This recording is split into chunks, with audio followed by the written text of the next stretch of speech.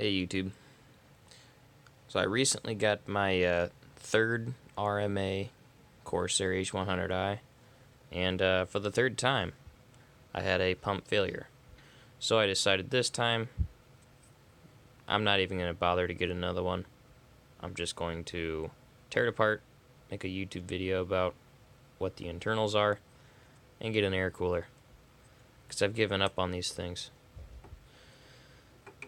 But for those of you who were ever curious of what the inside of one of these looks like, let me show you what we got here. So this is your copper base plate.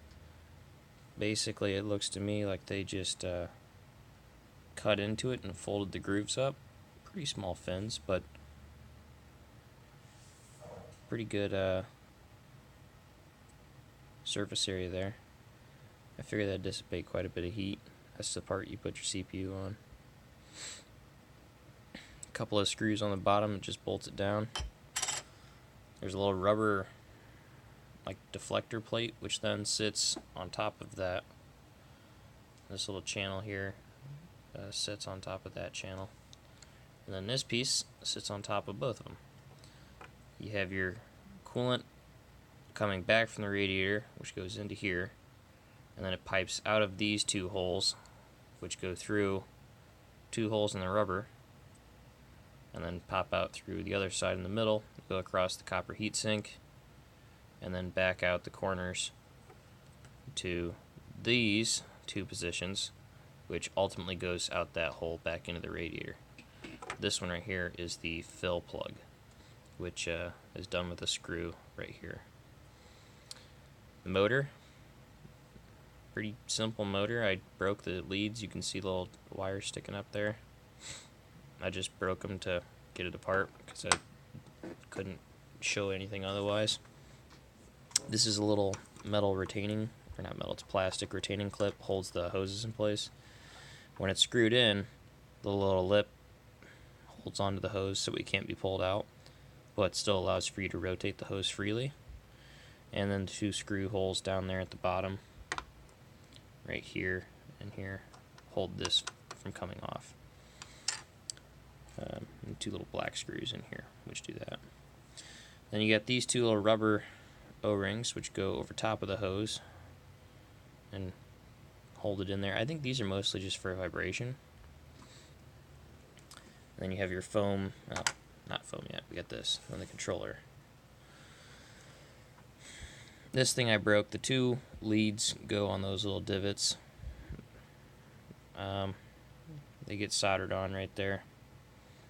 That gets screwed down. This folds flat. This is like your fan controller bar. There's your LED light. That's your USB plug for the Corsair Link software. And these two cables, that's your PWM for power input. And it's not coming up. Those are your two fan connectors. Pretty simple. In case you were trying to repair one of these yourselves, don't bother. It's almost impossible to pull this off without shearing those wires, and good luck resoldering that. I mean, I guess it's possible if you're really good at it, but I know I can't do it. Then this is the decorative cover that goes on the outside on top of that. It's a little piece of plastic. They got some foam inside for noise dampening. A little Corsair logo piece, which I left down here. That just snaps on top, over top of that hole. And then the light shines through a clear section there. And then lastly, you have your radiator with these kind of rubber O-ring fittings on the end. They just kind of press in, and that plastic sits in that groove and holds them down. That's really all there is to it. It's a pretty simple design. I've just had incredibly bad luck with these pumps. This is a 3 out of 3 failure now, within 5 years. So, yeah, I don't recommend them.